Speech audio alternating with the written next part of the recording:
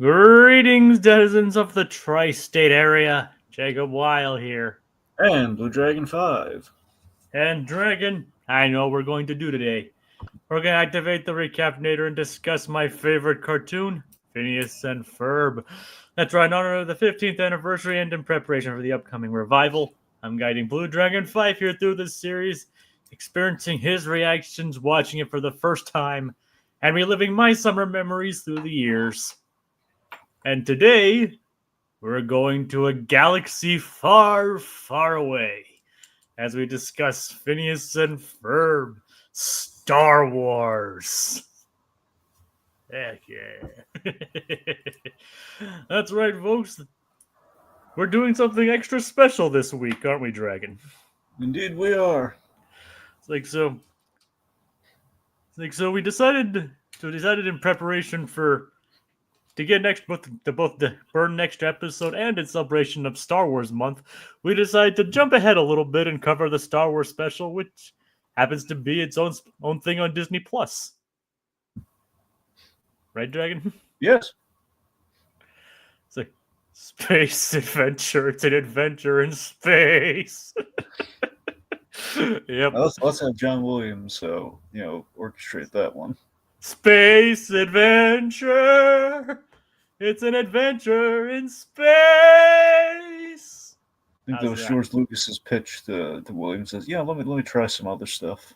Like it's called Space Trek. All right. The Dragon. Before I get into the background, I was like, what do you want to say are your thoughts on this episode?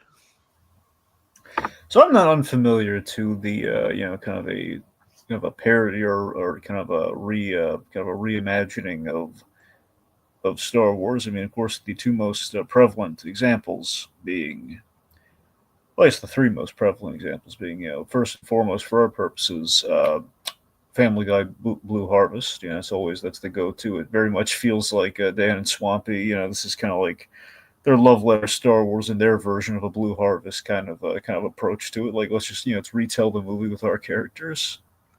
Yep. Then of course you have Robot Chicken Star Wars, which are really great, very funny, insanely funny. Funnily enough, there's also a connection between Phineas and Ferb and Robot Chicken. Mm-hmm. And the third one? Spaceballs. Yeah, I can see that. Yeah. So not there. I mean, those are like kind of the big three in terms of Star Wars parody out there, and it's very much following in that tradition with some connective tissue between at least two out of the three. Yep. Was this after the entire Blue Harvest trilogy? I'm fairly certain it was. I'm pretty sure I can't remember when the third one was.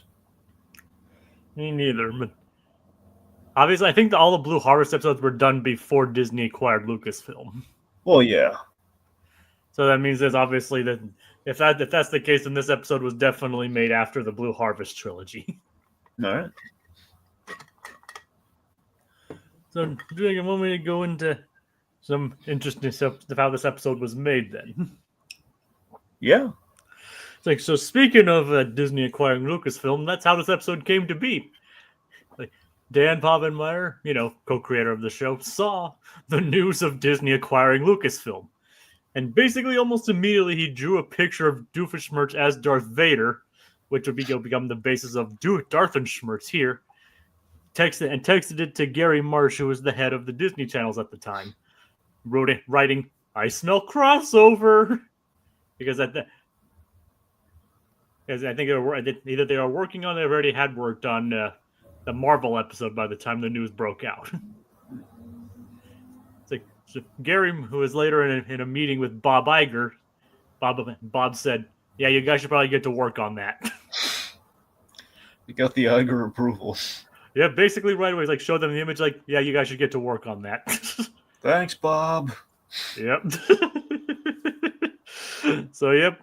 Like I said, Bob was very familiar with the success of this show, so that's probably one reason why he was very quick to approve it. As the Rugrats would refer to him, the Bob Father. The Bob Father. Just like Rugrats in Paris, the Bob Father. And it is kind of interesting how you mentioned like things like Robot Chicken and specifically Family Guy. Mm-hmm. Because because obviously Family Guy is well known their Star Wars special for casting their characters as the characters in Star Wars. Yes. Dan and Swampy and the writers of the show really, I kind of wanted to do a different approach. Yeah, they didn't want to just do the same thing because that would be the instant comparison. Yeah, so then naturally they decided instead to take inspiration from something like Rosencrantz and Guildenstern are dead. It takes place during the important stuff. Yes, Or I guess for and the Disney equivalent, Lion King 1.5. yes, which is because like Lion King was Hamlet, characters in Hamlet, Rosencrantz and Guildenstern are characters in Hamlet. Basically how that It goes. makes sense. I believe the phrase Rosencrantz and Guildenstern are dead is actually a quote from the show from the original Hamlet. But basically like explaining what the side characters were doing during the main plot of the movie. Mm-hmm. So they kind of took that approach for this. So next up, you know how majority of the music, especially in like not just in this, but a lot of like modern TV or like a lot of cartoons are like synthesized, right? Yeah. Like this actually kind of this episode actually utilized a full orchestra, or you could at least utilize horns, like live horns, when recording their songs. Seems appropriate. Yep. So they actually managed to use a live scoring for this episode, in addition to obviously reusing a lot of John Williams' score. The funny thing is, like when around the time this is like nearing its airing, I actually tweeted to Dan and Swampy like, will a lot of the John Williams music be featured in the Star Wars special? Swampy actually replied to me saying only the good bits. Ah. Yep. I mean, if I had the foresight back then, I would have said like, well, that's everything. But unfortunately, I didn't. I was just, glad that he actually responded to me in the first place. Should have taken a screenshot of that, man. I mean, it's in my tweet history. Dragon's bound to show up in there somewhere. All right. But yep, Swampy actually replied to me. I feel good. I was actually very glad of that. So yeah, I mean, I'll get into other like little background specific moments as we go on, but I'll try and get some more done. Basically, here's another thing. During production, Dan was like told he hadn't completely finished the story yet, but was basically called to Lucasfilm, to show them what was going on, because this Lucasfilm did actually did some work on this episode as well. And it's like, okay, you won't be doing the story, he won't be pitching the story. He just wants to meet, and then I think his name was Matt or something like. I don't know if that was actually his name, but when he met it, it's like, okay, pitch us the story. Which I again mentioned as was a problem because they hadn't fully filled up the holes yet. It's like, so Dan decided to pitch the story out loud, and while he was doing it, he actually solved all the plot holes that popped up while he was trying to improvise them. So after finishing, he quickly ran to write down the note, grabbed a piece of paper and pencil, and wrote down the solutions. What do you make of all that? Well, that's the way to do it. Yeah, but he's basically made him up on the spot, and then it's like, yeah, I totally planned it. I have other information, but I'll get to those when we do that. But we can talk about some of the guest stars in this episode, shall we? It's like we have Nick Jameson as Uncle Owen. You have some names you might recognize. Christopher Corey Smith as Luke Skywalker and Blotto. Ah. I'm sure. Do you recognize that? Name? He's played Luke before in something, hasn't he?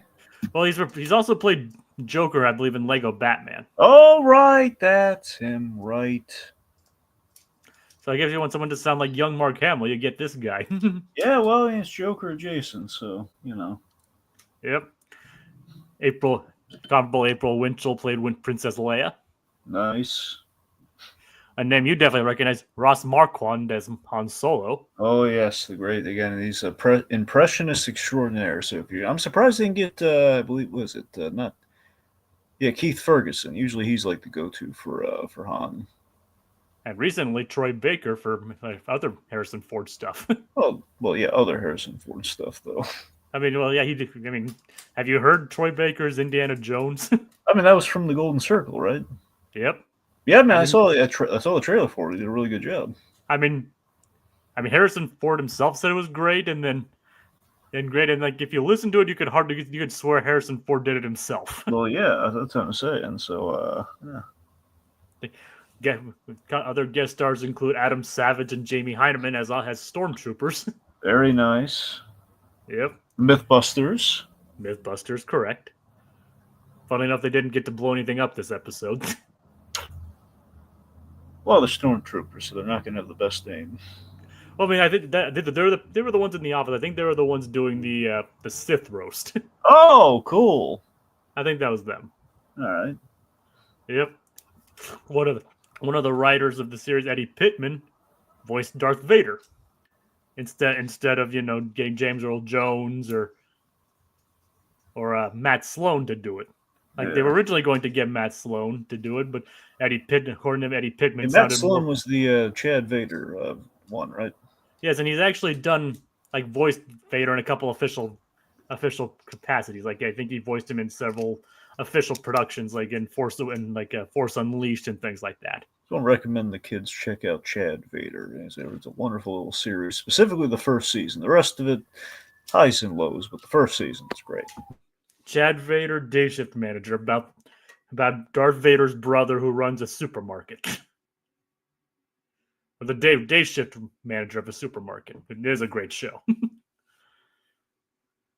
And of course, an obvious one you probably noticed at the beginning, Dragon, was Jim Cummings as the narrator. The one who had the narration for the opening. No, I thought we might talk about some of that when we actually get to it, but yeah. All right. I'll save it for a bit then. And of course, you probably recognized another big voice in this episode, Simon Pegg, Mm-hmm. as Candace's commanding officer and C-3PO. Yeah. Like fun, Dragon. I do have one more fun fact though. Like two people in this show in this episode went on to play characters in Force Awakens. Do you know who they are? Who? Obviously, Simon Pegg. Yes. And Thomas Sangster. Oh, surprised Marquand didn't get in on that. Nope, in The Force Awakens, Thomas Sangster cameoed as a First Order trooper. Nice. Do you know which one? I don't remember his name. Well, it was a voice cameo, wasn't it? I don't think it was a voice cameo. I think he was like one of the people in uniform. He wasn't An Imperial officer. A First Order officer, but yes. Right. So yes. All right. So, let's get into the episode, shall we? Okay, so we have the opening crawl with Jim Cummings, which is hilarious. May the fur be with you. They're trying to, as he's reading it, they tell him to go faster. They tell him to go Dan faster. and Swampy has a cameo here. They're playing themselves. Yeah, they're directing his voice. And they're telling him to do it faster and funnier. Yeah, but it's okay. They're loving it, but it's like maybe not funny. It's like episode 4, hey man, the fur be with you.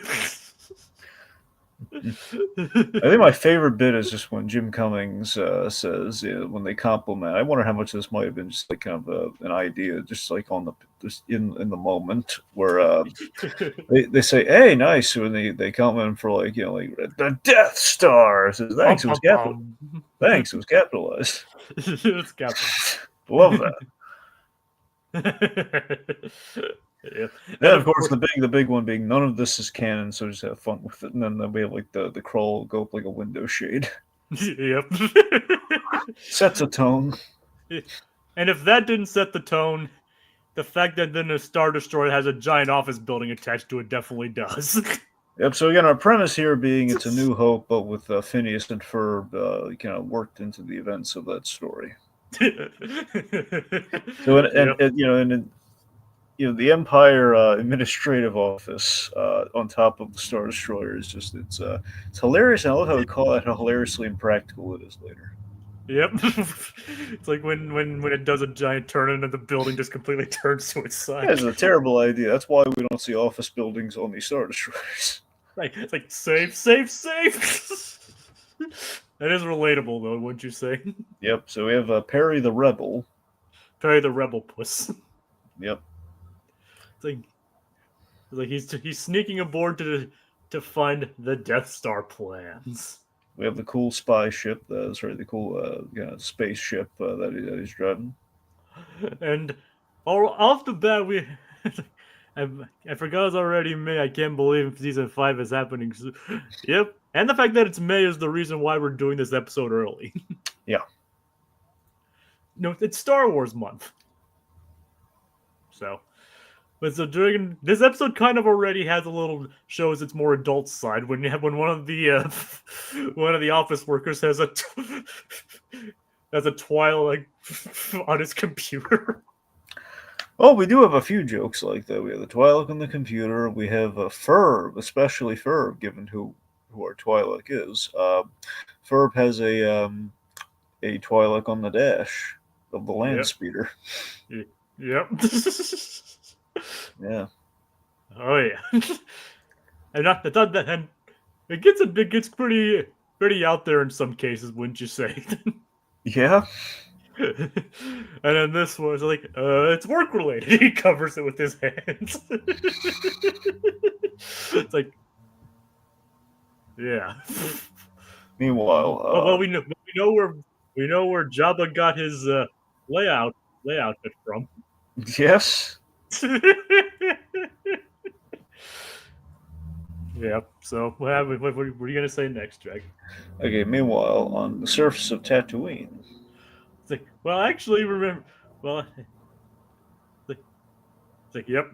Meanwhile, the moisture farmers, Phineas and Ferb, farm boys, are actually saying about how much they enjoy and love being on Tatooine. Okay, so I want to get this in here. It very much feels like with the opportunity that has been presented to Dan and Swampy here, they pulled out all the stops. I think the music in this special might be probably some of the best music Phineas and Ferb's ever had.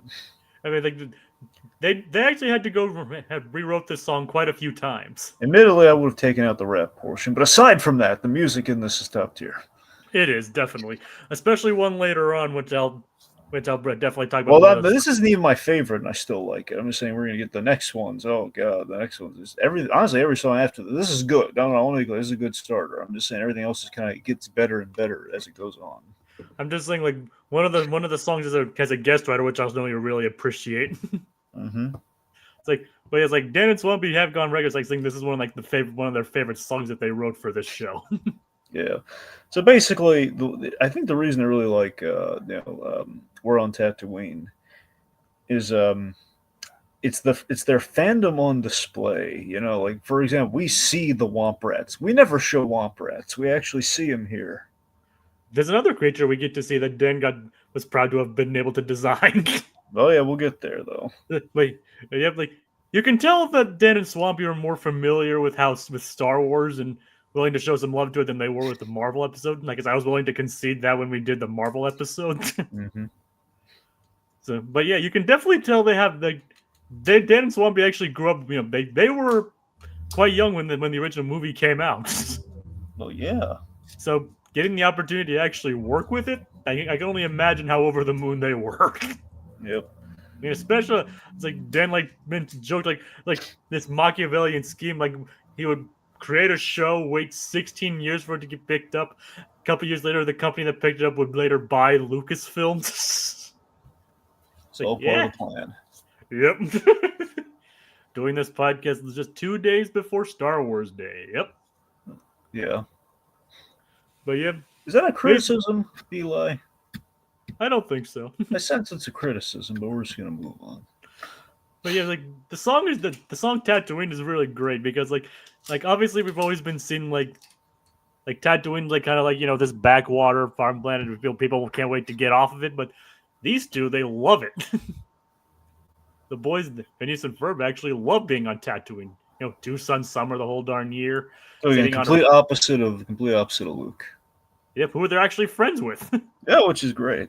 It's like which actually meant bring. Like, we never actually see any of Luke's friends in the series, so that does bring to mention.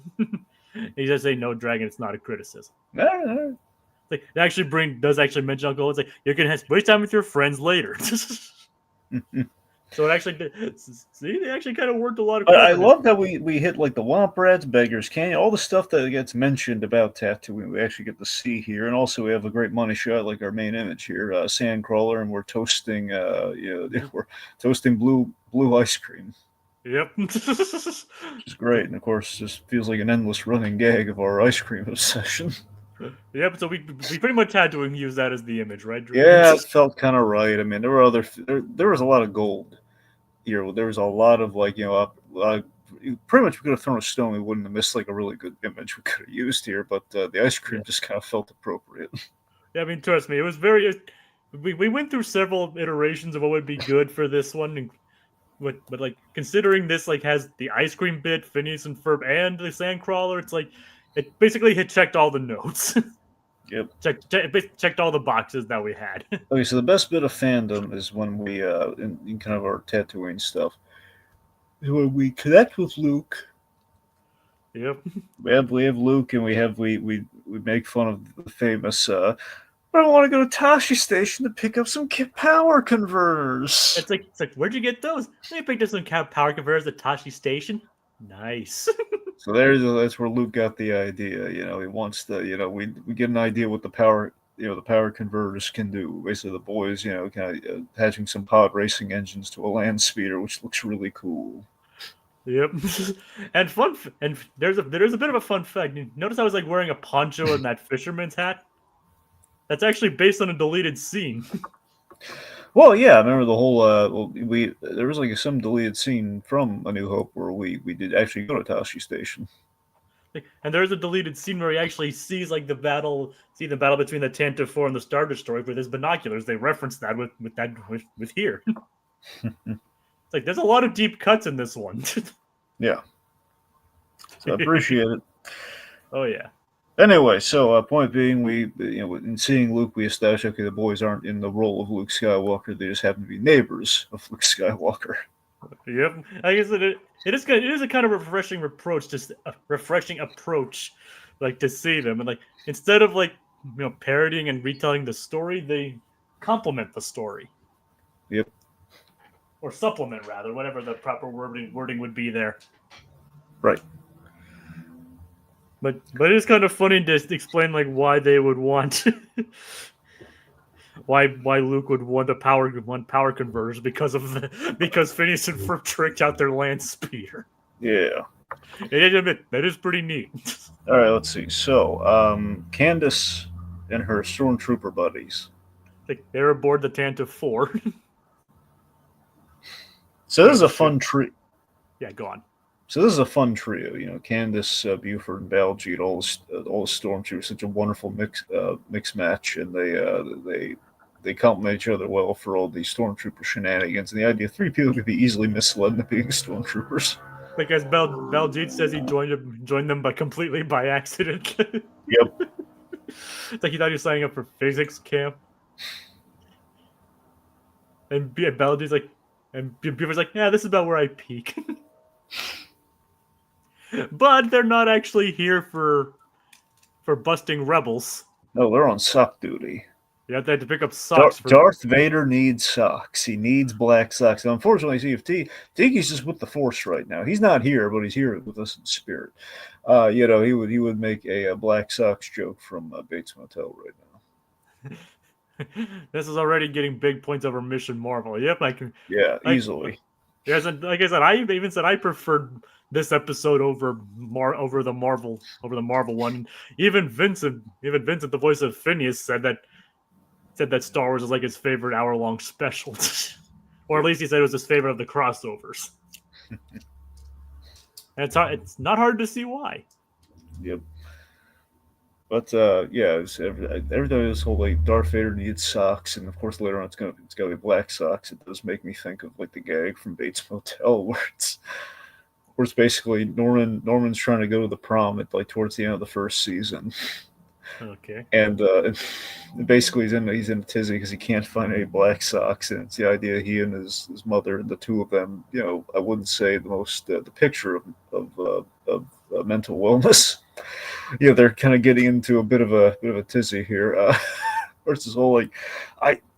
I can't go to a stupid dance without black socks. What do you expect me to do? Darn some socks for you? And then Dylan, the other brother, shows up. Is like, I have some black socks. You can use the rational in the room, just like interrupting this argument. So it's just kind of this running gag from our coverage of Bates Motel about the whole I have some black socks.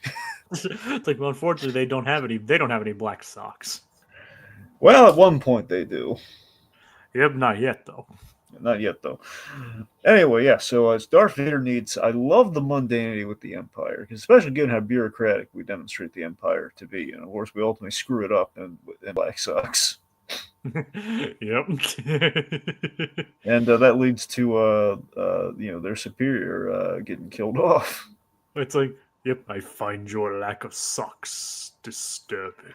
So, Jacob, do you know what time it is? Yes, I do, Dragon. It's Gritty Reboot time!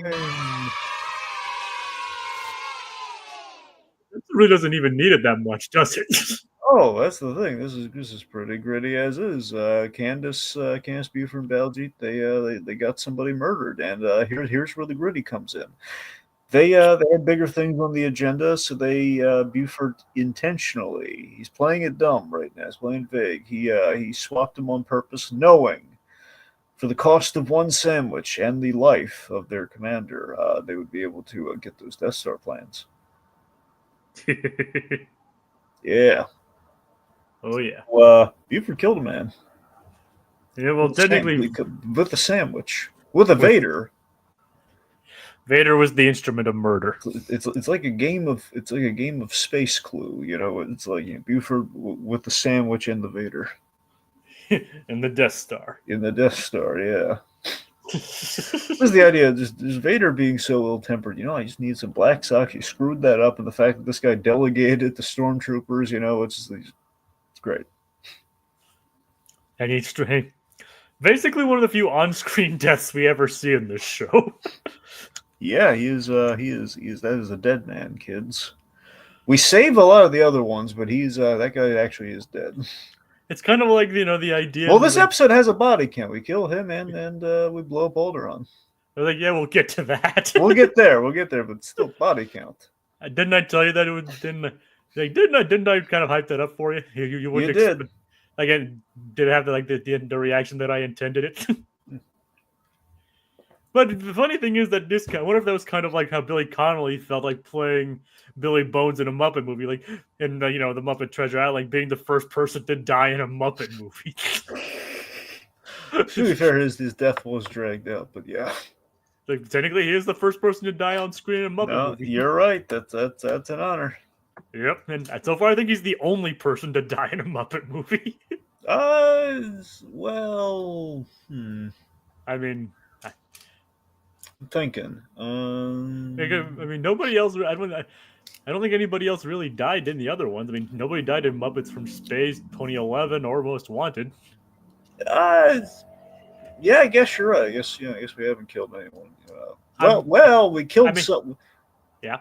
Well, never mind. That doesn't really count. I was gonna say we in the Muppet Christmas movie, we kind of implied that all those a bunch of frogs were dead, but we didn't really know who specifically was killed, so it doesn't really, And in Haunted Mansion, they were already ghosts. Yeah. So that doesn't really count either. Nope. All right. Not an on-screen murderer. No, came pretty close with Pepe and Constance Hatchaway, but that's about it. Yeah, he just lost his head for a moment. He's fine. It's like I like it, and Well, I believe we kind of killed Miss Piggy in Muppet Wizard of Oz, technically, but because she was the Wicked Witch, so she did die. I guess in a theatrical movie. And we beheaded Kermit the Frog, technically. I guess, kind of, yeah. He was alive, but we beheaded him. No, that doesn't count as a death, then, does it? No, you're right. That's what I'm saying. It's close, but it doesn't count. It is kind of funny. I like how they kind of fill in some. Go back to the episode. It is kind of funny how they fill in some of the gaps here, like the blaster that causes, R2D2 and C3PO to hurry into the pod came from Buford. Yep. Barry was trying to get the plans and basically follow them, but couldn't because of the blast. So Canis is on a quest to bust the rebels and get the Death Star plans, unforeseen, making these exits between C-3PO and R2-D2, as well as our intrepid stormtroopers. We have some product placement. Yeah. For Sith Roast. Yeah. And decaf. Yeah. I love when Sith the decaf. Roast. I love when the decaf we heard like R2 like wow. I can get. It's like I almost said Sith Roast preemptively. Uncle Dad said about 10 minutes ago. Yep. Sith Roast. Sith Roast with decaf. Dragon, you have R2, but you can't have him. You don't have him screaming, though, do you? No, I don't have him screaming. No. Well, that'd be awesome if he did. Yep. But then the debate round would be over if he screamed. Yep. Can you imagine like the round end having the round end when he screams? Yeah, like that. Decaf. Yep. Anyway, so let's see. Okay, so we have the we have the fully operational Death Star. You want to do the jingle? Yes, fully operational Death Star. Which is great. So we have Darthenshmirtz, which is just really funny. Yeah, but just wannabe Doofenshmirtz dressed as Darth Vader. Reminds me a lot of Darthenator from the Muppet Show episode. He's got the big nose and everything. He's clearly he's a parody of Vader. I don't know. It's just funny. It is. And of course, Norm 3PO. Yep, which is even better. And the idea is like there's a lot of I love the prequel homages that are in this, and like they have like the protocol droid look, but it's like kind of like the Attack of the Clones version. And speaking of other like background thing, like there was originally supposed to be like a Carl 2D2 in this, but he ultimately didn't appear. Wasn't in the budget. Nope. But yeah, it's like, so apparently Doofenshmirtz created the Death Star. I love how he created the Death Star. As a nutcracker. Reminds me a little bit of the lightsaber cheese knife, I gotta be honest. Lightsaber cheese knife? Oh, come on, Jacob. I don't really? remember. Yes. From Blue Harvest. Oh, yeah. It has like the little gift basket of stuff, including like cheese from the Cracker Barrel and a lightsaber cheese knife. Yeah, I remember that now. Yeah. Yep. Like a little champagne bottle full of jelly beans. We followed the Death Star, didn't we, Luke? Yeah, that kind of stuff. Anyway. Anywho. So yeah, it's like. What's up with the best part? Darthenshmirtz's ship. It's shaped like Doofenshmirtz Evil Incorporated. It's great. Yep. Apparently, he created the Death Star as a nutcracker, but it made it so big it's completely impractical. A wall that would be totally obliterated. Yep, which is completely oblivious to think about this. Empire took a little nutcracker design and turned it. They're now using it for genocide. Pretty much. Galactic genocide. So nutcracker, So basically, Heinz Doofenshmirtz, or at least Darth Doofenshmirtz here, is responsible for galactic genocide. And he doesn't even understand it at first. No. So yeah. Doof was responsible for the Death Star. Yep. So next we join up the Candace and Buford and Belgi on Tatooine, attempting to follow the droids, and we get a little we get possibly Candace's best musical number in the whole series. It's like In the Empire. Oh my god, this is like the thing you remember. Oh yeah, Ashley Tisdale was in High School Musical. Yeah.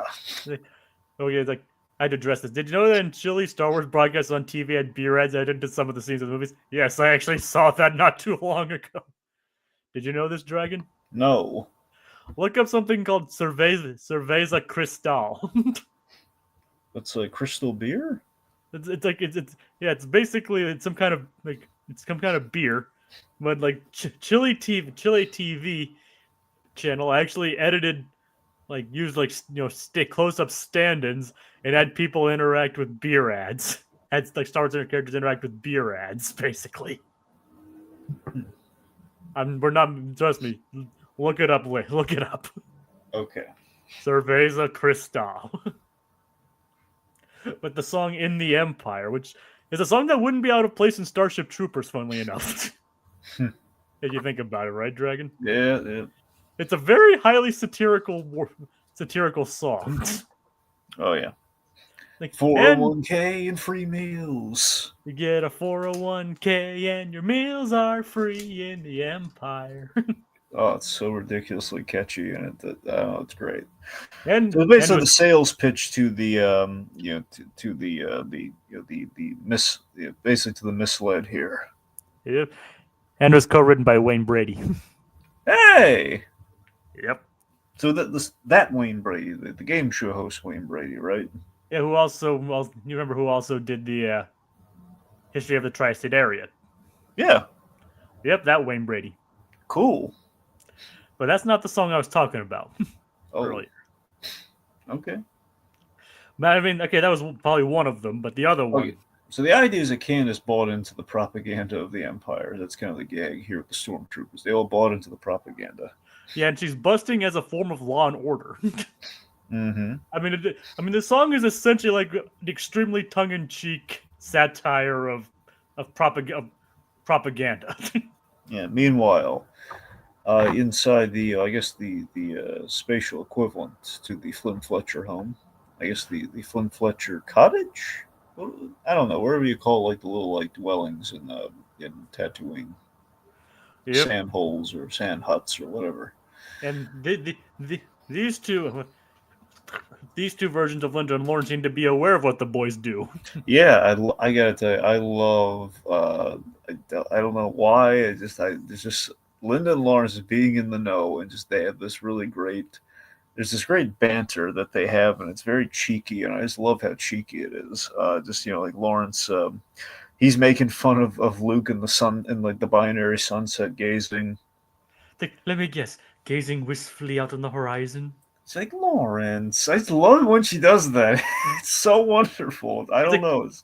Everyone knows that boy would rather be somewhere else. And like apparently, what the boys have done have resulted in so much crop yield that basically they can spend the rest of the summer on swim camp at Naboo or ski camp on Hoth. Yep, and then we have like Linda pouring the blue milk, and then we have with that the skiing on Hoth and everything. We have this the boys are like, why would we want to leave? And then Lawrence comes in for the kill here, and I love this joke. So Lawrence says, wait till they find out there are no girls on the plane. Then we have like the way Linda says, Lawrence. That I love that. That's like that might be my new favorite Linda delivery. I don't know why, I just love it. It's like, wait till you discover there's no girls on this planet. Lawrence. I just love these two coming alive like this. This is great. Yep. It's like the Halloween stuff we saw with them. Yep. It is kind of nice. Something very playful and like, oh man, what happens with these two when the kids leave the house? That's what I want to know. Yeah, it's like wait till they Wait, do they want girls? Like want girls? Yep. Yep. Well, again, we know what girls are interested in this special. Yep. The funny thing is, like, the reason they were able to probably get away with more of the stuff in this episode is because, like, the usual series is rated TVY7. This is actually bumped up to TVG. Ooh. So yeah. So yeah, they had a little bit of a higher rating for this one. All right.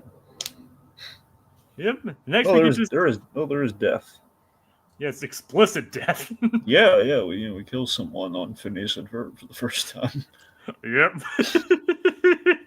Instead of implied death, there's straight up forced choke death. Murder. Yes. Space wizard murder. Pretty much, yeah. Yep. So so what happens? So Dragon, what happens next?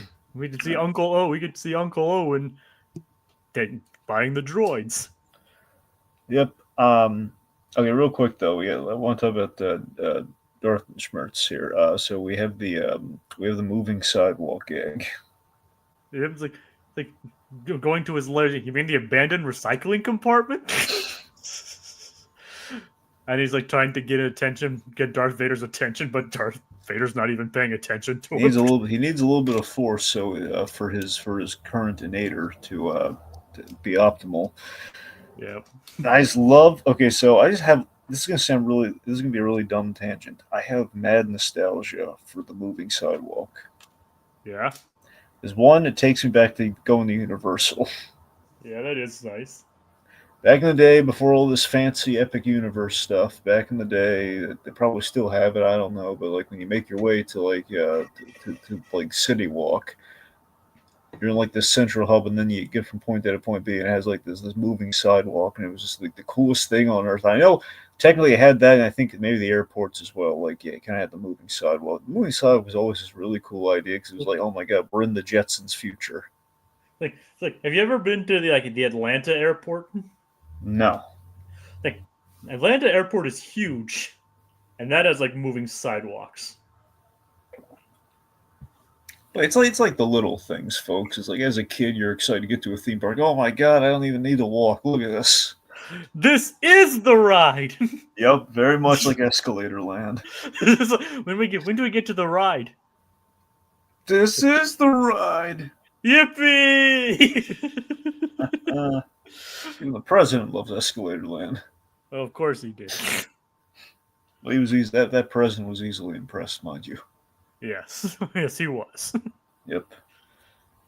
Anyway, People Movers, the future today. It's like, so yeah. So here we get the scene where Luke and it's like, I'm gonna go to Tashi States and pick up some power converters.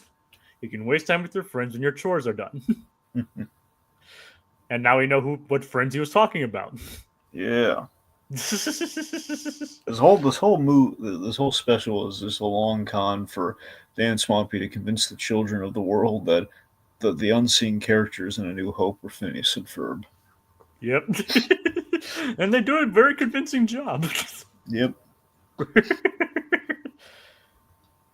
Like, so yeah, it's like, of course, we also get like some of the side gags with like, my Jawa is an honor student at Tatooine High. Not every joke lands, but it's kind of funny. All right, so what next? All right, let's see. Okay, so the boys they run over R2-D2 with the land speeder. Yep. After Luke, and we do get to see Luke staring out at the horizon, which is nice. And yep. We didn't know that all that entire time R2-D2 was being wheeled out from behind, off screen. Yep. Well, that's how we got him loose. Yep. Which is kind of a funny observation with Star Wars in general, where R2 does go missing, by the next morning. You have to wonder, what if he did just scurry out while Luke was just distracted looking at the sunset? What if that could have actually happened? Yep, and then turns out Perry let him away. Yep. And yep, Phineas and Ferb run him over. Yep. They run into him. Run over. They crash into him. Yeah, well, they run into him, and he gets knocked into their speeder, which he actually ends up accidentally dropping the Death Star plans. Yep, so he loses the plans, and anyway, so then we have Perry ends up running into the Tusken Raiders and crashing a birthday party, specifically a cake. Yep, and Perry's forced to make make another cake for them. Oh yeah. And then, as it turns out, Perry. It turns out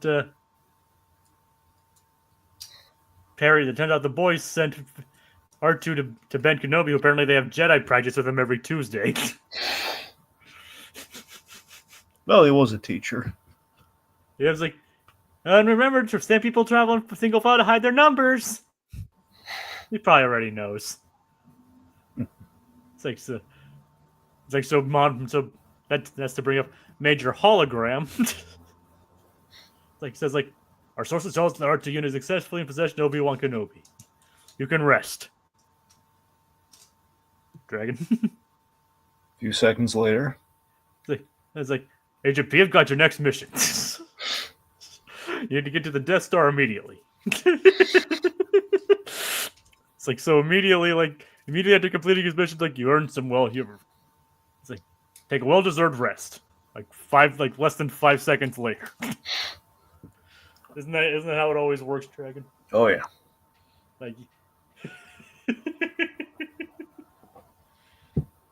All right. Why don't you lead us next? All right, let's see. So I love the jump scare gag with Ferb, where they're we have Phineas looking out with the binoculars, and then we have the jump scare, which we reveal it's Ferb with the little sand person puppet. Tusken Raiders puppet. Well, it was a Tusken Raider. I'm saying they're also sand people. Yep. It's he does a very good impression of the sand people. Oh yeah. All right, so we go to Mos Eisley's spaceport, which now has 14% more scum and villainy. Yep. Much like the scum and villainy cantina that we're not sponsored by. Mos Eisley Cantina. Have you ever looked into scum and villainy? No. It's worth a look. I think you'd love it. All right. It's in California somewhere. It's basically J.C. Reifenberg, one of Kevin Smith's friends. He runs. Basically, it's a bar that is allowed to exist. Imagine a pop-up bar that never goes away, and the reason for that being is it doesn't have to. So long as it doesn't officially say a Star Wars bar, it can get away with being a Star Wars bar. Everything in there is very much themed to Star Wars, but so long as they don't actually legally say Star Wars. That's fun. Which is why it's called Scum and Villainy. That's fun. So it's a theme. Plus, it's not even just you don't even have to drink necessarily there. It's they have food. They have other drinks. It's for kids and adults. It's it's great. Looks exactly like the cantina from Star Wars. It's pretty neat. Oh yeah, you'd love it. Yeah. So. Yep. So we're at the cantina. And actually, first we see Blotto. The boys see Blotto. Right. Yeah, we have Blotto, who I like to think is Watto's cousin. Yep. And apparently they find out what the plans actually are. Yep. So this is a lot of the plan gets revealed. We have a lot of exposition, and we do have the hilarious idea of we've worked in Doofenshmirtz's self-destruct button into the Death Star, which makes all the sense in the world, and it's a really good idea. It's it has a self-destruct button. What kind of idiot designed this? And then we have Darthenshmirtz trying to drink from a water fountain. And I just love that he hits the side of the helmet. This is really well animated, this gag here, because it makes just enough sense where that would be kind of impossible for him. Why can't I master this? Okay, so just with this marketplace before we get to just with Mos Eisley's before we get to the cantina. What do you think of Boba Fett taking the wanted poster as a shopping can thing? I really like it. Yep. What else were you gonna say though? Well, I was gonna bring up Boba Fett, but you kind of took the wind out of my sails now. The other thing I wanted to mention was tall, Darth, and handsome. Yep. I love tall Darth and handsome. It's in the shape of the helmet. Yep, it's like it's probably a very limited clientele, but probably pays well though. Oh yeah. Okay. Meanwhile, so they go into the cantina. I do have something for the for like the plans. It's actually kind of some jokes written in Orbesh. Actually the written language of Star Wars. It's like All you got a joke no one else did. If you pause this and translate this into English, congratulations. And now go impress your friends. right. All right. Now, as you were saying, So go into the cantina. Right after Han has shot Greedo and they've made their escape. that's like, yeah, it's like good word, Den. Good word, guys. One death and one dismemberment. It's like not bad, not bad. I love the Greedo joke. I love the joke about like who shot first. I could have sworn it was the other guy. Yep. Yep. And then we meet their pilot. Yeah. So with Han Solo gone, they're going to need a pilot to follow suit, and it ends up being Isabella, the smuggler. Yep. She's a tough as nails smuggler. Like she's not like the kind sweet girl that we know her as, but instead this basically tough as nails hardened Isabella. Yeah, rough and tumble Isabella. Yes. It's like who actually readies her own blaster when the boys sit across from them. It's very funny that yet again a Star Wars project with no Hondo. However, we do have Jim Cummings, so we're close. Yep. Just Hondo. Yep, we're close. Where is Hondo? Dragon, where is Hondo? It's a good question. Like, better be in the movie. It better be. Mandalorian and Grogu better be in that. I mean, look, they did announce it sounds like Ahsoka season 2 is happening. So if he's not in Ahsoka season 2 and he's not in the Mando movie, he's dead. I mean, that's what we said when he wasn't going to be in Skeleton Crew. Yeah, I mean that's literally a pirate show, so I don't know. He never was in Skeleton. We're desperate for Hondo. It just seems like it's not in the cards. I don't know. Yes. If Skeleton Crew gets another season, maybe. Yeah, maybe. I don't know. Even though that ended up being more like a Treasure Island crossover with Star Wars. Yep. Anyway, so Isabella kind of already establishes herself as Han Solo's rival, and she's very sore about it. I love the reason for the rivalry that Han Solo he beat her by a parsec. Was on my ship, the Centennial Joa, was on pace to finish the Kessel Run in 11 parsecs, and that nerf herder cut me off. Yep. And it's just like she hates everything to do with Solo. Meanwhile, Vanessa the Twi'lek. Oh my god, I loved this so much. Oh my god, I don't know. It's so weird. I gotta be honest. Ordinarily, the Twi'leks don't really do anything for me, but this was great. Yeah, Vanessa. Vanessa as a singing Twi'lek was awesome. It was very much like Vanessa with a Twi'lek with kind of a Jessica Rabbit entrance. I loved it. Yep. It doesn't. And then the one big Sarlacc pit song. It's called "I'm Feeling So Low." Oh, yeah, that's the name of the song. You sure? Because it really feels like one big Sarlacc pit's like what the song is. But I'll take your word for it. They're fine. Solo. And my life's one big Sarlacc pit. Okay. That's just a lyric. All right, fine. Well, Solo, it's good. I'm feeling solo. That's the name of the song. All right, I'm feeling solo. It's a very good song. It's very well sang. My point is, Dragon, that they released an album for this episode, mm-hmm. and the song's official names were listed in the album. Mm-hmm. So obviously, her saying solos kind of got on Isabella's nerves, and so she shot her. Yep. Initially, I gasped by that. I was like, because we already killed. We didn't kill anyone yet in this point. Well, not yet. But as I'm saying, this made me. I guess this threw me off the scent initially, where I thought, "Oh God," I thought this might have been our first murder, and then it's like, "Oh God, we actually did kill somebody. Thank goodness it wasn't Vanessa."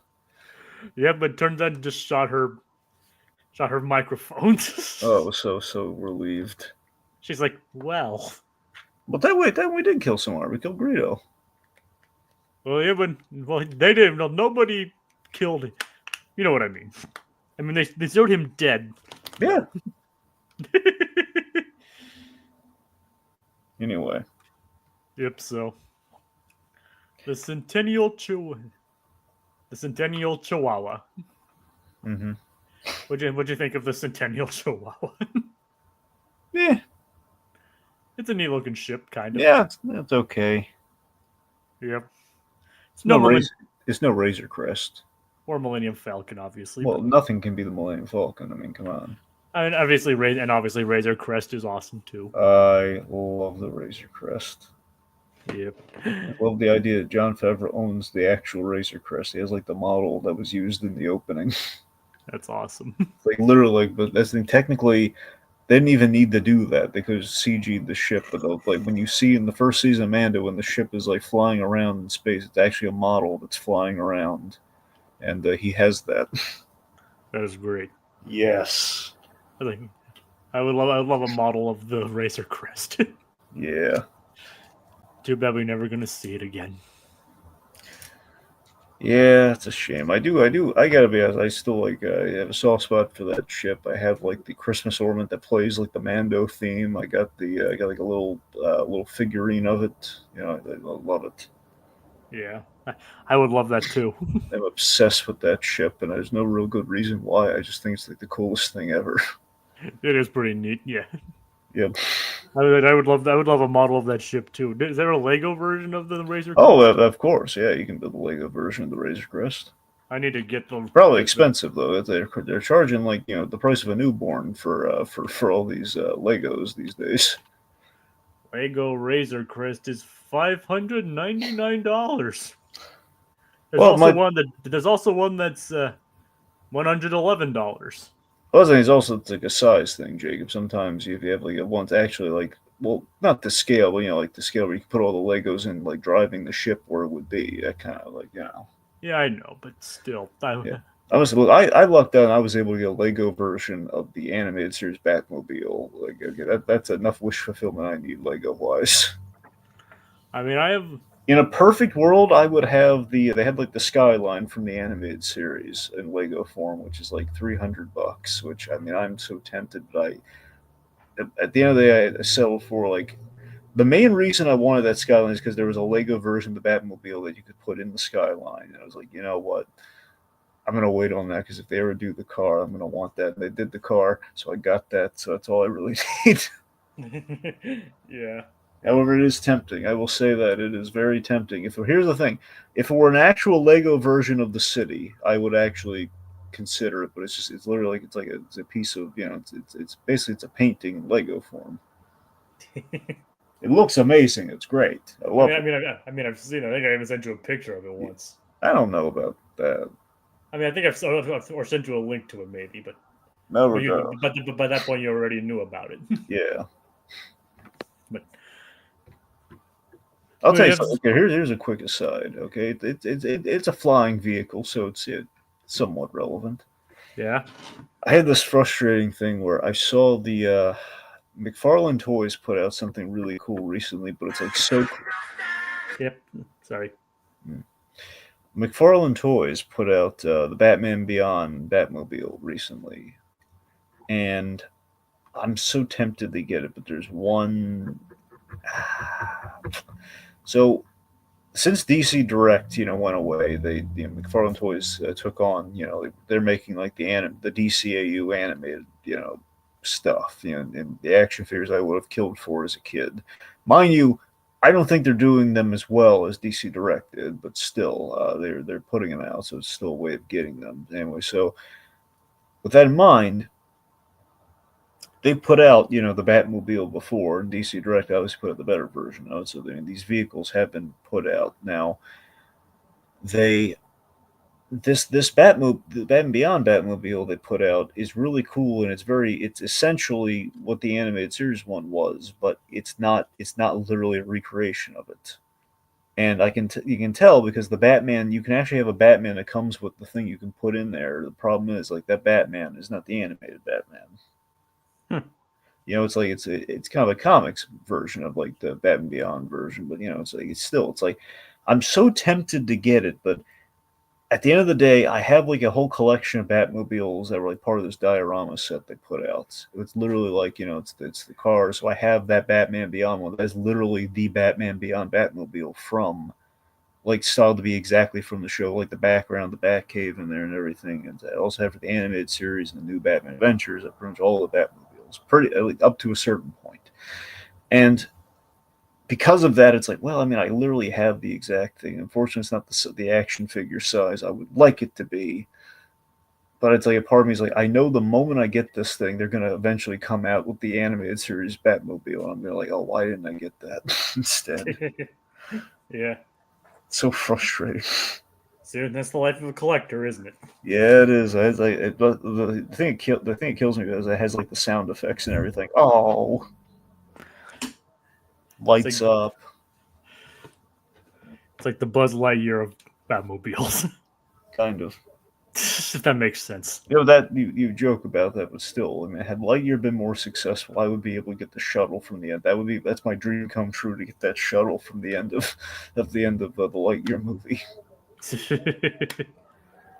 Because I still on my shelf behind me now, I still have the original. They made like a shuttle version of Buzz Lightyear's box that's made for the toy Buzz, and I still have that. It's like right behind me on my shelf. Nice. I still love this thing to pieces, but anyway. It's like so yeah, Isabella takes the boys to their ship and they're tailed by Candace Buford and Baljeet, who are having trouble with the cannon. Yeah. Like, what do you think? What do you make of all this? It's like, well, they're stormtroopers. They have bad aim. It's like, and of course, like Candace gets it right. She blasts it, destroys the building, which Isabella dodges. It's like Buford's like, and you thought we were gonna die in space. Little, like I said, the humor gets a little bit darker in this episode. Yep. Meanwhile, and it gets darker from there. Yeah. So let's talk about Alderaan. It's a little bit later. So yeah, a little bit later on.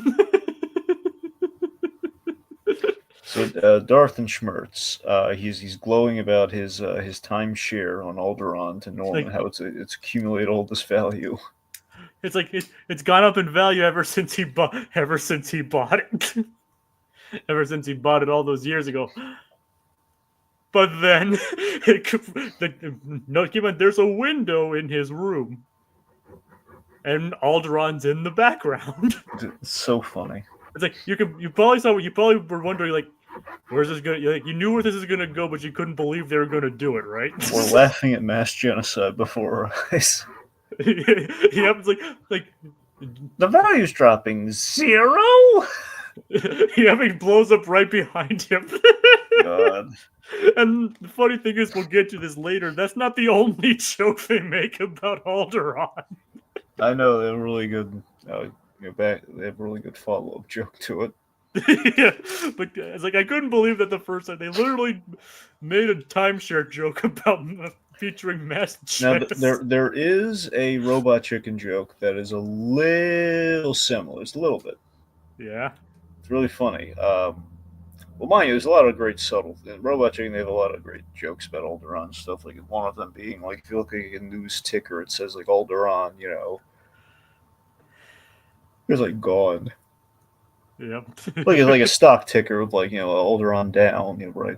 Given the explosion. But no, the actual joke for it was I forget it was the Emperor or Darth Vader. I think it was the Emperor. It was basically this thing of like like we're preparing to fire an Alderaan. Wait, no, not in this or not. It was Governor Tarkin. So Governor Tarkin basically was like, oh yeah, my wait, did you say Alderaan? No, wait. Basically, he has like either his home or his summer homes there.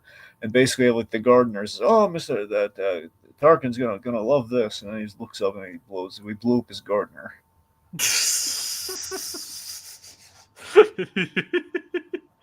That is funny. All right. So speaking of Dan and Swampy, so Dan and Swampy, they have their Imperial cameo.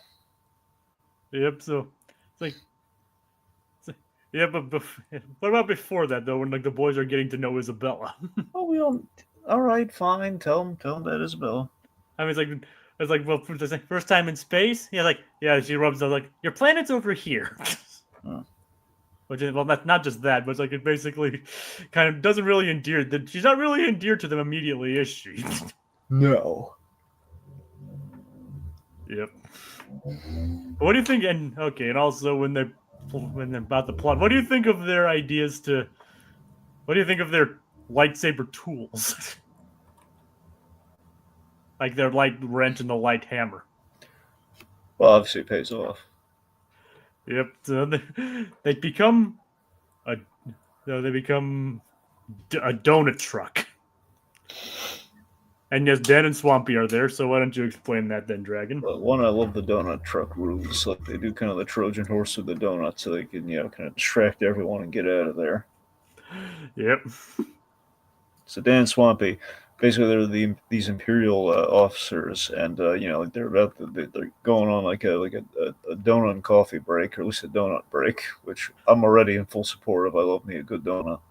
Yeah, me too. It's like not as much as ice cream, but yeah, well, no, agreed. I mean, ice cream is fantastic. Just the donut can be part of any hearty breakfast, though.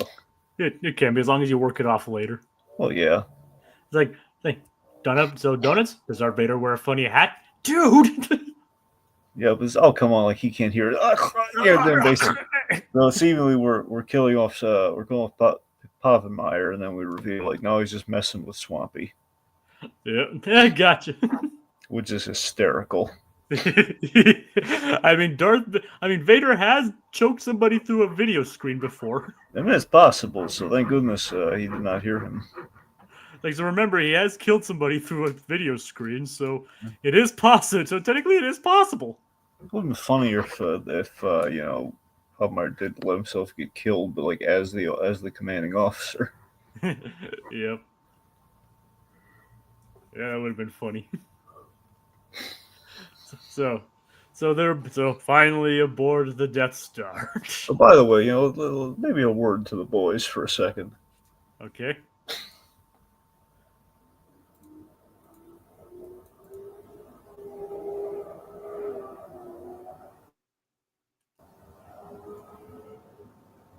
Dragon. There we go. I mean, they were up for like 5 seconds before you said anything. But as you were saying. Sorry. Anyway, Dan, Swampy, I know what you were doing. You've been waiting forever for this. So you put yourselves in there every chance you got. You're there with Jim Cummings. That wasn't enough for you.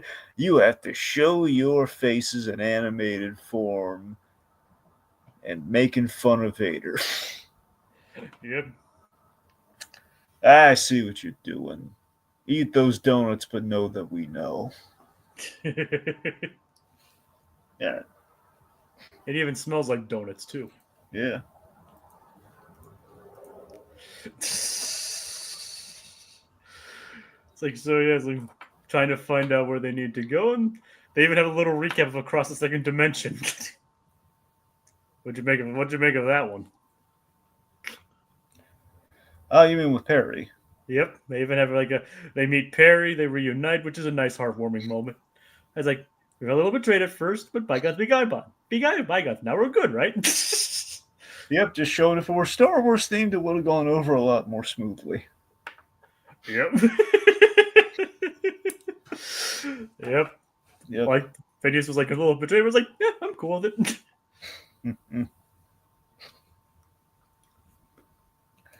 So yeah, it's an interesting term. Like rebel spy. Okay. Yep. As he goes off to face Darthenshmirtz, and we have the Carbonite X.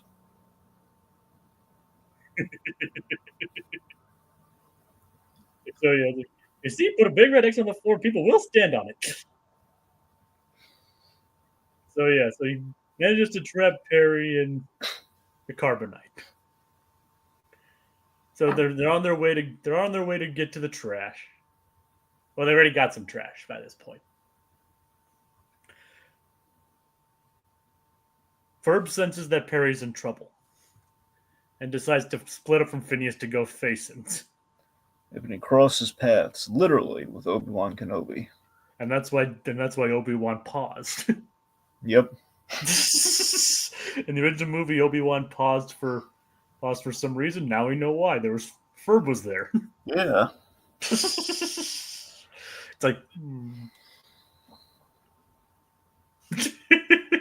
Alright, so anyway, Darthenshmirtz has one of the best musical numbers in Phineas and Ferb. Sith-inator. A Sith-inator, which is this jaunty little tune. It's like, again, all these musical numbers with horns used real live instruments. As they should. Like, it definitely kind of adds to their bombacity, doesn't it? Uh-huh. And Dragon, you'll recognize one of the co-writers of this song. Yeah. Remember how I mentioned earlier that Randy Rogel wrote a song in this series? Hey!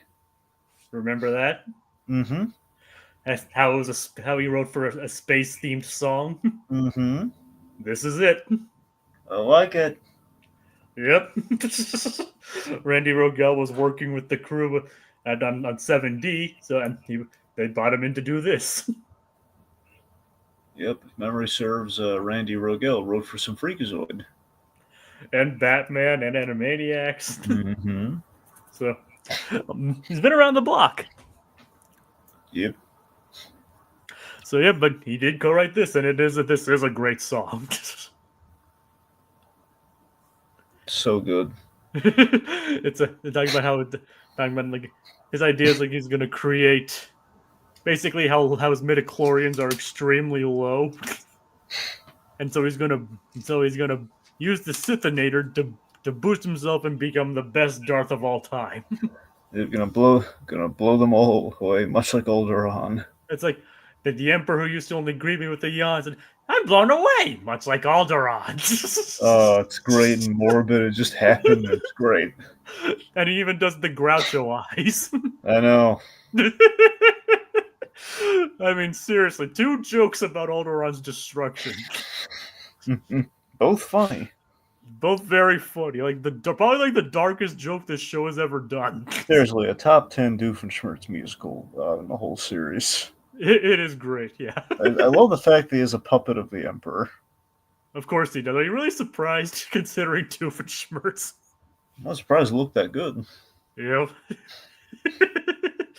He probably using it to practice, like, when he could be using it when he becomes the Darthest of the Darths. So that's the thing. So his plan is to basically he's going to supplant Darth Vader. Yep. Basically use Darth Vader's trash to fill himself with enough dark force to become the most powerful dark force wielder of all time. Well, he wants to test it out first. So he initially tries it out. So he's going to try it out on Perry. Yep. So they could be like rule the galaxy together. It's like we could be the 3 Sith Keteers. Who will I be, sir? You can be the horse. But yeah. Oh yes, but he doesn't actually hit Perry first. No, he hits Ferb. Yes. And Ferb turns into Darth Ferb. Yeah. Which was spoiled by the poster for this episode. Mm-hmm. But yes. But you gotta admit, Ferb with those angry yellow eyes looks pretty creepy. Well, yeah, I mean he's supposed to be an evil Sith Lord, man. Yep. And here's so what? The next scene is like them with Han Solo on the intercom and tell me to all that how that's the next one. There's actually a bit of a continuity error here. like the officer says like we're sending a squad in, when in reality, when the actual movie says we're sending a squad up. So there's a bit of an error there. Given we have a platypus as the rebel agent, I think we can overlook that. Yeah. Bigger error is that we didn't get Anthony Daniels in this, as I believe Eli pointed out earlier. Yep, no Anthony Daniels. Well, nothing against Simon Pegg, but Anthony Daniels, like always, voices C-3PO. He's always game to do it, so there's no reason we couldn't have gotten Anthony Daniels for this. Yeah, but I don't know why they didn't get him. Probably because they already had Simon Pegg. I don't know. And they're like, yeah, he's another breed. He can do it. Anyway. Yep. So Buford and Belgy get to go with the other group to take care of the rebels, but Candace was left behind. Yep. So she goes after Phineas and ends up during the big swing scene. Yep. The big swing scene where Phineas actually saves her, which gives her a change of heart. She starts to wonder, like, are we the bad guys? Like rebels are supposed to be a good guy. Like Robin Hood. That hasn't happened yet. Robin Hood doesn't exist yet. Because that's the problem, right, Dragon? Oh yeah. It's galaxy far, far away, Jacob. Long ago in a galaxy far, far away. Yeah, because that's the problem. In fact, that's a long time ago. Well, duh. I mean, come on, Jacob. Stop insulting everyone's intelligence. Yeah, I'm the one insulting people's intelligence here. Absolutely, Jacob. You should break yourself of that habit. This is why you're not in the special. Yep. You don't see me anywhere in this special, do exactly. You? Just you always bring it up. Yeah, exactly. That's why you're not in this special. Look at you. You're not cut out for Star Wars. You say that, Dragon, but do you remember what my first appearance on this channel ever was? No, seriously, Dragon, do you remember what my first appearance was? Was it it wasn't Force Awakens, was it? It was. Oh, so it was. Okay. Yep. Almost 10 years ago, come December. Yeah. That would be my first appearance on this channel. Well, I mean, animated use, not cut out for Star Wars. Yep. Yeah. Funnily enough, animated me's voice actor appeared in another series kind of influenced by Star Wars. Mm-hmm.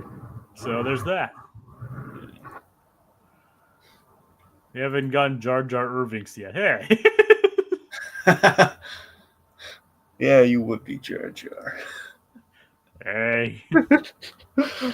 I mean, over the years, the people I think have softened on Jar Jar a bit. I don't hate Jar Jar. Don't get me wrong. I'm just saying. I mean, Ahmed Best, he had a really great kind of turn on Mando season 3. Yep, he saved Grogu. Yeah, it's a nice little moment of redemption for him. He didn't even need to be redeemed, to be honest. Well, that's true, but I'm just saying, like, in lieu of all the hard stuff that life's thrown at him, this was like a nice, like, let's give him a chance to show that he wasn't the problem. Yeah. Yep. One thing that Dan actually did get a kick on was actually designing the Dianoga. Yes, I thought you were referring to earlier. Yes, the Dianoga, actually seeing what's below the surface, is very heavy. Oh yeah, and it turns out it's just there to collect Doofenshmirtz's garbage. every time I think of the Dino, I'm always thinking of Meg from Family Guy. Yep, she was also the giant sandworm. Yeah, the giant asteroid worm. I'll take one roll per. Yep. So yeah, the Dianoga is like what, and also apparently the pizza is like, may the crust be with you. It's like, so what do you think of like him and the fact that he was grabbing trash and he grabbed Luke, that's why Luke was dragged under. Really funny. Yep, and if you think about it, he was tasked with grabbing stuff associated with Darth Vader. Yeah. So technically he wasn't wrong. Wasn't off. Nope. It's like, that's not a trash dummy, that's a guy. And then he's also, Darthenshmirtz is also the reason why it starts closing in on them in the first place. which was hilarious. Oh yeah, and then Doofenshmirtz gets frozen in carbonite. Yeah, later on. Yeah. Yep.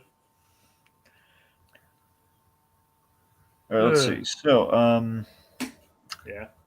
Okay, so Phineas. Phineas saves Candace. She has a change of heart. We have Sith Ferb.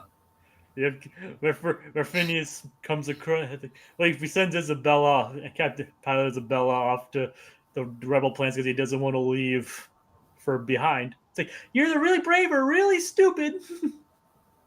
Like, you know which one? You're the brave or stupid. I know which one it is. So which way does she go? We don't know. But then he goes to find Ferb, and his reaction on seeing Ferb's son with suddenly spiky hair and red and black face paint. Red and black face? Nice face paint. Cool. So of course Phineas doesn't even think anything of Ferb's sudden appearance changed. Oblivious. Yeah.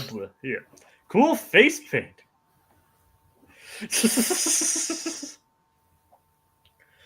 So you want to talk about like getting the plans of the rebels next, or do you want to like talk about the? Well, we have the big Sith battle.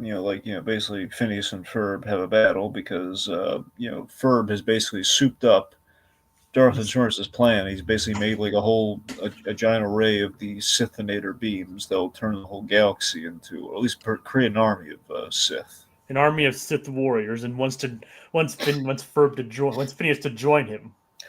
Yep. So the two of them duke it out once they modify the lightsabers, it's a commentary on like how absurd like Star Wars within the prequels and everything afterwards. Really, they went overboard and overkill with the lightsabers. But they're still pretty. You have to admit, like the whole chainsaw spinning blade lightsabers were pretty cool. Though. No, it's cool. That's just the joke, though. Like, look at what we're doing with them. Like, we're allowing modifications, huh? Just a sec. It's like, their fight is actually pretty intense. I love the fact Doofenshmirtz leaves his with the camping equipment. So, the funny thing is the poster that they made for this, like I mentioned, not only does it spoil Ferb becoming Darth Ferb, it also showed Perry wielding a lightsaber, which never happens in this episode. Nope. We never see Perry wielding a lightsaber. Nope. Do you think that would have been more interesting? Or do you think it's just more interesting the fact that he's just a rebel spy? Well, I mean, look, they stuck to their guns. If he's going to be a rebel spy, he wouldn't use a lightsaber. Yeah, so it is kind of a good thing that they didn't go that route. Yeah.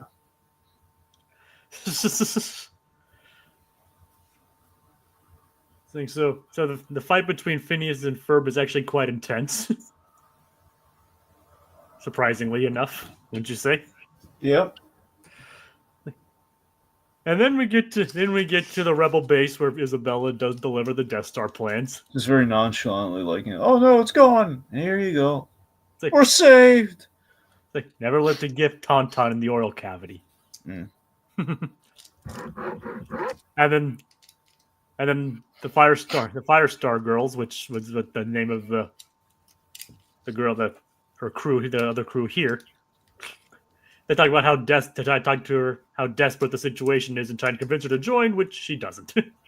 Nope. And then we have this scene is magic. Okay, she goes to this this kind of saloon bar area of the rebel base. And it's the scene with her and Han Solo. Yes. It's the scene. I think I remember hearing somewhere that it's like one of the scenes from the special that Dan and Zombie were most proud of. It is. This is a really good scene. Is the idea that this is right after. Han is he's dropped everyone off the base, and I guess you should go. Han, with all your money, it's what you're best at.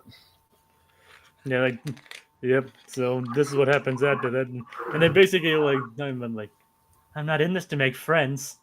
It feels very 40s noir. This scene, Yep. As they go to the bar, they have a conversation. The two people really don't like each other. And it's taking barbs, and just Han Solo directing it at this little girl is just really funny. Yep. This is I got friends. Yeah. Where are they now? Yeah, well, where are yours? And just then Chewie is the voice of reason, just like convinces them. It's like, and you probably know who's doing the voice of Chewie. Is that D. Bradley Baker? Yes. Okay. Yep. But it is a really good scene. It's just like a simple scene of these two characters who don't like each other, basically trying to convince both each other and themselves that they don't need anyone else. Oh yeah. And then finally coming to the realization that yes, they do. I mean, we're really oversimplifying it, but it is a very great scene. Yes, they do. They do. All right, so let's see. Okay, so Darthenshmirtz ends up getting frozen to carbonite. Yep. But again, he's able to talk though. Yeah. I'm getting a real ice cream headache. We have the black socks being used as kind of a David and Goliath slingshot. Yep. To attack Ferb. Like Yep. Chekhov's gun. They really lucked. Speaking of Chekhov's gun, they really lucked out that self-destruct button undid what it did to Ferb. Yep. Well, of course it did. That's how those things work in this show. Yeah. Yep. Well, the thing is, it wasn't the debris of the socks that just served as a distraction while Phineas threw his ruined lightsaber into the self-destruct port. Yeah. Turning Ferb back to normal. Mm-hmm. And then Buford comes in. It's like, I found this cool robe. It has a hole on it. It has a hole in it, but hey, it's free. So that's a wonderfully dark joke. He's basically grave robbed Obi-Wan Kenobi. Yep. You know? Yep, he just found And after all the horrible ways we both have tortured Obi-Wan Kenobi too, it's just really cruel and unusual. Yeah, context for that, folks. Like when we were doing, I forget what episode it was. It was like when we were covering the Obi-Wan Kenobi. Was either the episode in which he got burned or right after he got burned from Obi-Wan. Yes, we went on for like a 10, maybe 15-minute tangent of like all the ways that Darth Vader would torture Obi-Wan Kenobi. And I'll say this: rewatching Revenge of the Sith, it's like, man, that was really justified on Vader's part. Yeah, it's like, I mean, he literally left him behind to burn. Yep. Wasn't enough you left me all stumpy? You couldn't have just pulled me out of the lava, you bearded jerk. I hate you! Yep. Yep, so yeah. Everything burns now. It's like, he looks very crispy. Did you order original recipe or extra crispy? You're the godfather of my children, you! You were the chosen one! Yeah, chosen not to be burned alive, you jerk! Get me out of here! It's like, well, then I'd catch on fire too. Use the force, jerk! It's like, my force is depleted. I'm getting out of here. You're lying! What's you to say about lying, huh? It's like, you were my brother, Anakin. Oh yeah, I was your brother, all right. Look at me. I'm your brother without limbs. Thanks a lot. Is this how you treat your brother? I'd hate to see how you treat your sister. I'm gonna get you in a number of years, Obi. In about 10 years or so. With the help of the Finding Nemo guy, I'm gonna get you. In about 10 years or so, you're gonna pay. Yep. Anyway. So yeah, Ferb's back to normal. Then Candace, Buford, and Baljeet try and run to escape. They see Luke firing, about to destroy it. And destroy the Death Star. And they actually missed the last shuttle out. Yep. So here's another good scene, right? Yeah. You call yourself a brother.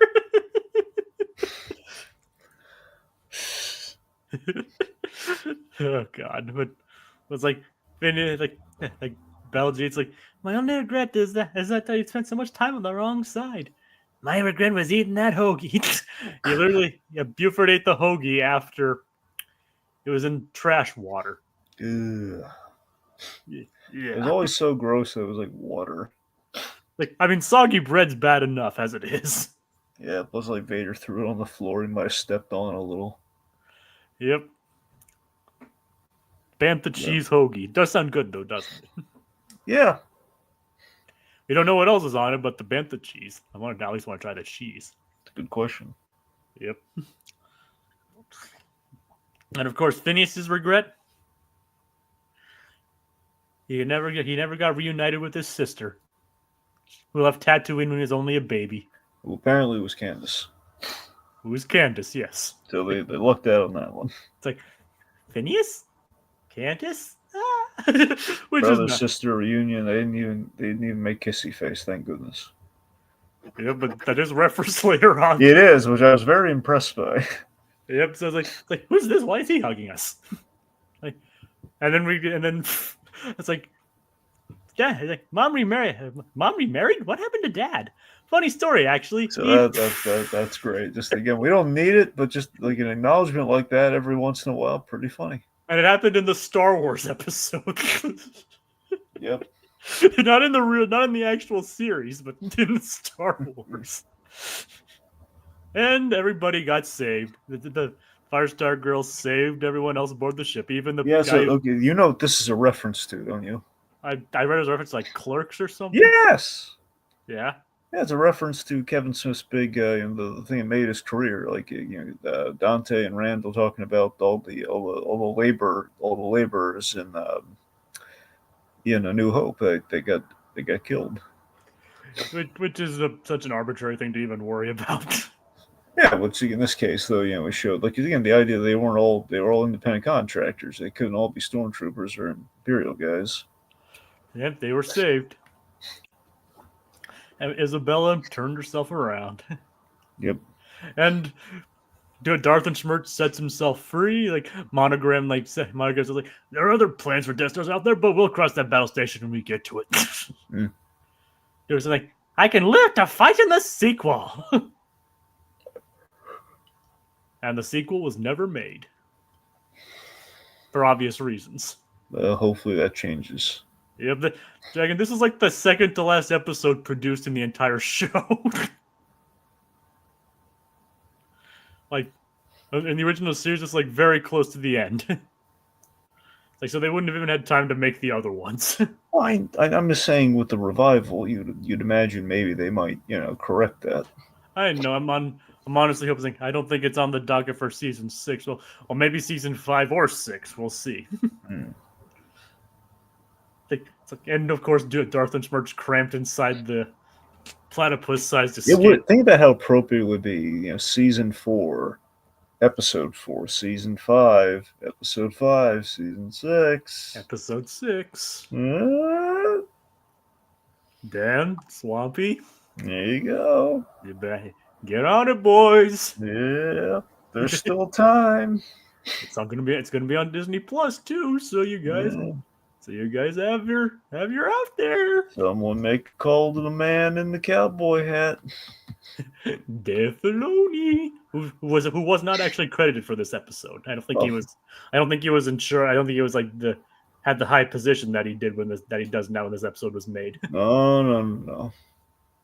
But other names you recognize, like Pablo Hidalgo's reference to is credited in this episode and other things like that. Yeah. So. It's like, so it's like, so in the next episode, so the ending of the episode, of course, the Wookiee is right. Let's party. And of course, we have the also excellent song, Rebel Let's Go. Yep. So we bring back the Twi'lek Vanessa. Yep, which I'm sure you were happy about. Oh, I was very happy to see her again. Oh, yeah. It's like, let me hear some of that Rebel bass. Which I'm not gonna do the whole boom thing. I'm just saying that's pretty good though. It is good. And there, and of course we get to see like R2D2 during doing the worm, like of course like doing the robot. Naturally, right?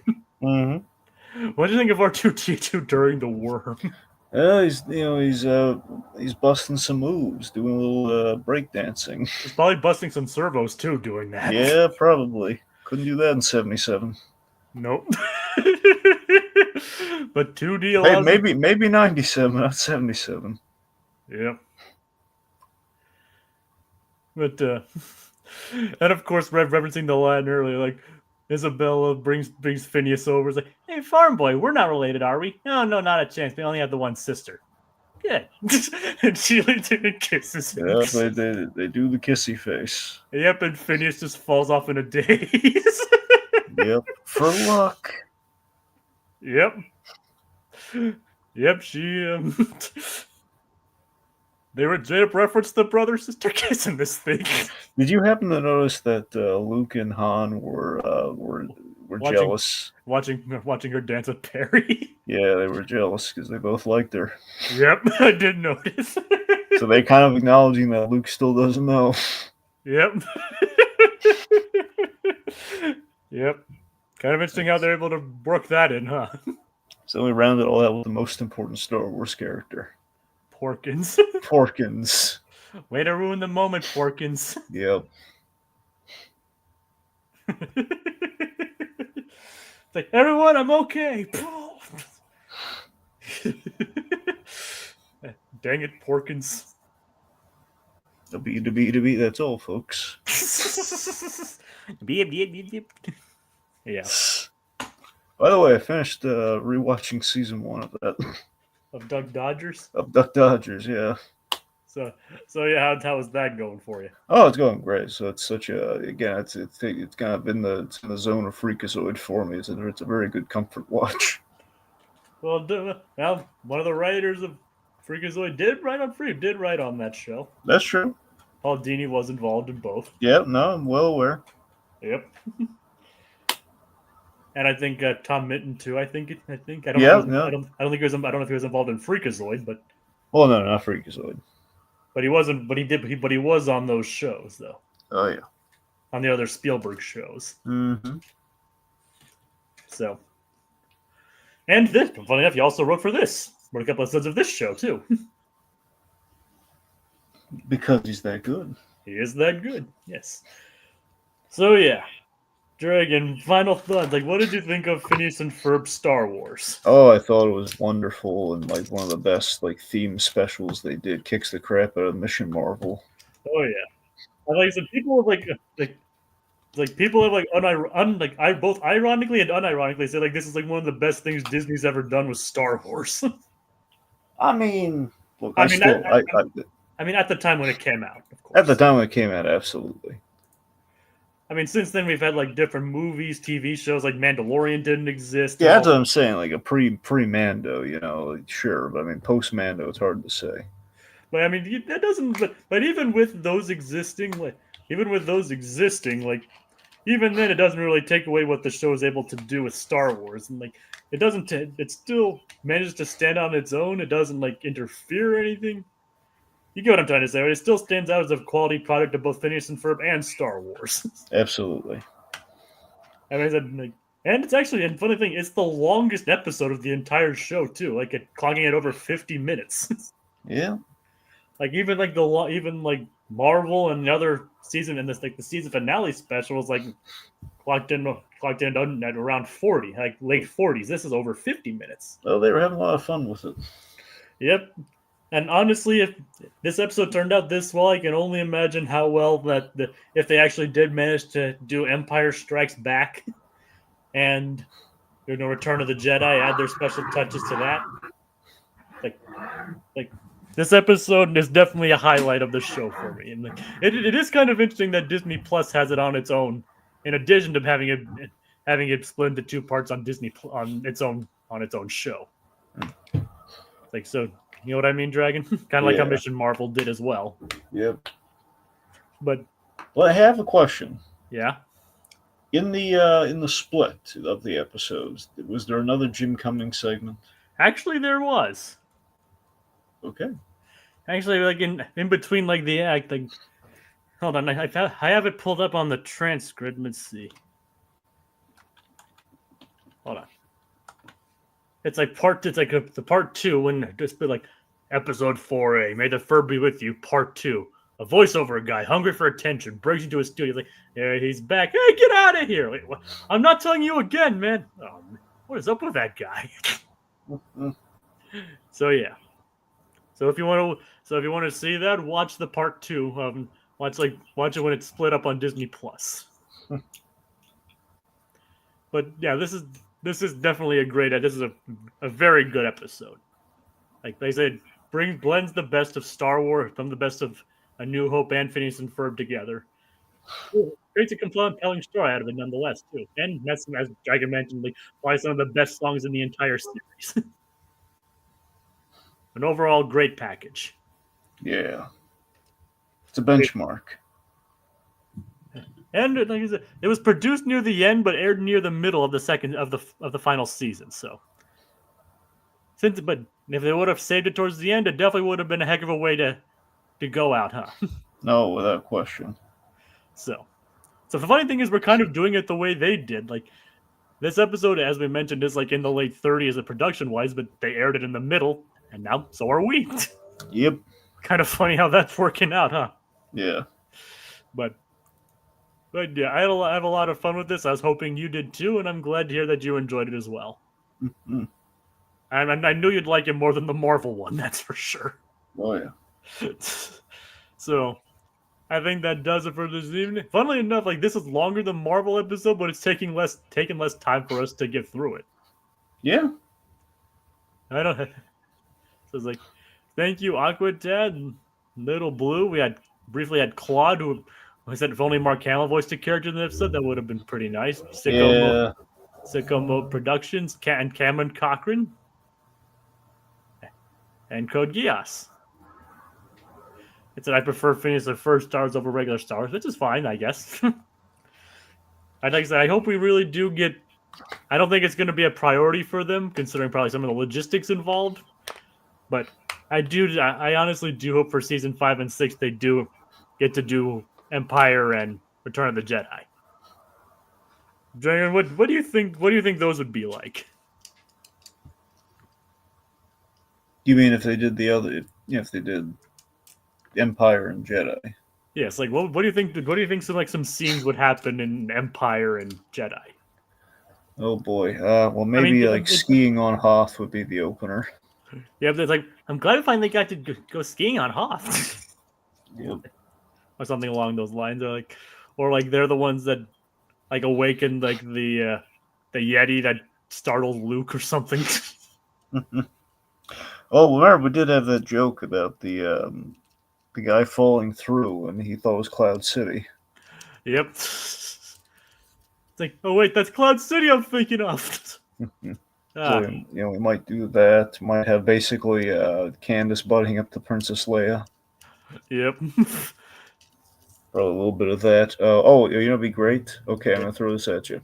Yeah. They could use this for Jedi, but between Jedi or Empire, you might have like Doofenshmirtz bonding with Vader over the parental woes. That'd be good. Yeah. What do you think? Like the big revelation would be? There has to be like a no kind of moment.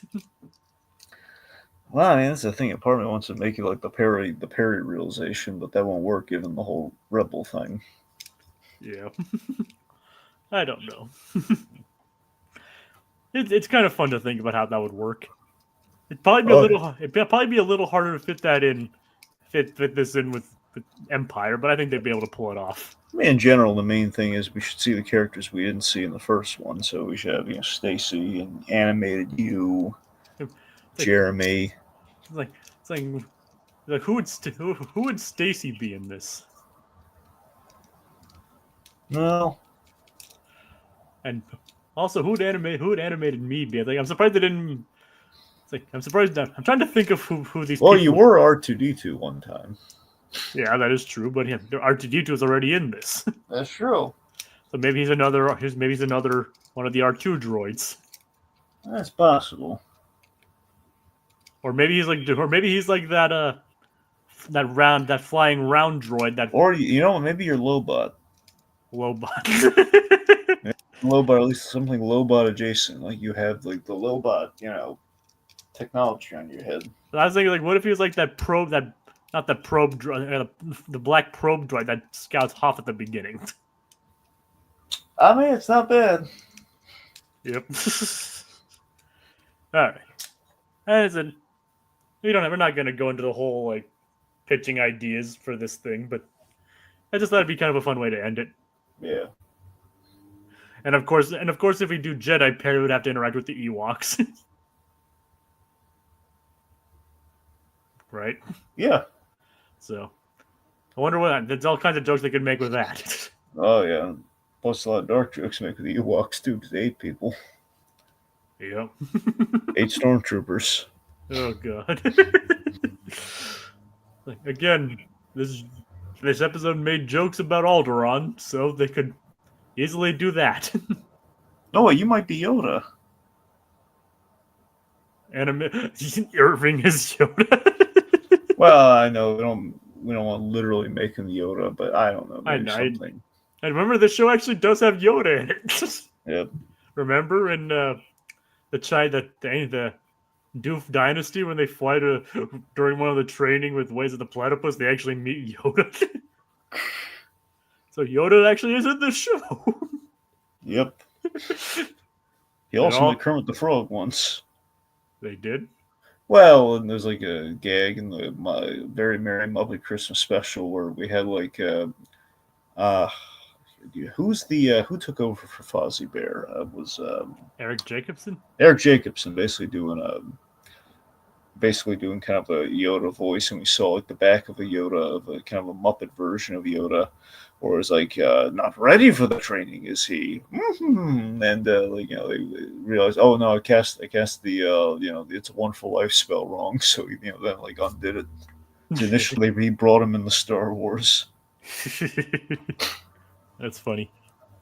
Oh yeah. All right. Well, thank you all for tuning in. This was definitely a lot of fun. So be sure to join us for the next episode, in which Isabella must chase down the postman. Good night, everybody. Star Wars. Star Wars.